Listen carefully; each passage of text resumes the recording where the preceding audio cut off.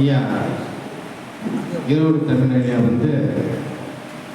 அவரை நான் நேரில் இது வரைக்கும் சந்தித்து கிடையாது, அவருடைய நான் பேசியது கிடையாது.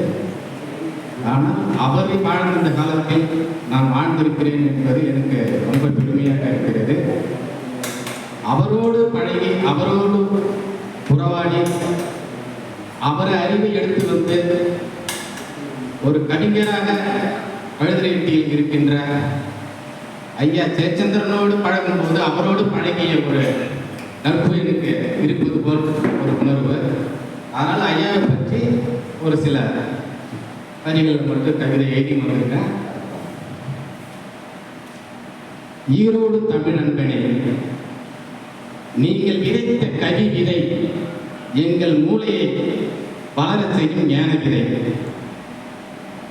அறிவை விதைத்து விட்டு மண்ணில் புதைந்த எங்கள் புத்தகமே, அறிவை விதைத்து விட்டு மண்ணில் புதைந்த எங்கள் புத்தகமே, புத்தக பூமியில் புதைந்து கிடக்கும் உனது எழுத்துக்கள், புத்தக பூமியில் புதைந்து கிடக்கும் உனது எழுத்துக்கள், நாங்கள் சுவைக்கும் கருப்பு காளான்கள். உங்கள் பெயரோடு என்றும் வரும் ஈரோடு, உங்கள் பெயரோடு என்றும் வரும் ஈரோடு, உங்கள் கவிதை கலந்தது எங்கள் உயிரோடு.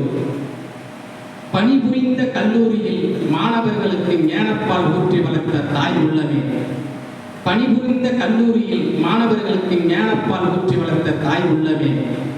அதில் ஒன்று அறிவாய்ந்த ஆற்றலாய் வளர்ந்து, அதில் ஒன்று அறிவாய்ந்த ஆற்றலாய் வளர்ந்து வழுவரைக்கு வானத்தில் சந்திரனாய் மின்னுகிறது, செய்ய சந்திரனாய் மின்னுகிறது.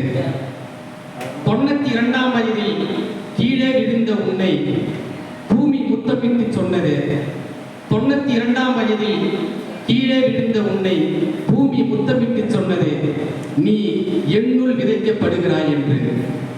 உலகை அறிய தொலைக்காட்சியில் செய்தி வாசித்தாய், உலகை அறிய தொலைக்காட்சியில் செய்தி வாசித்தாய்.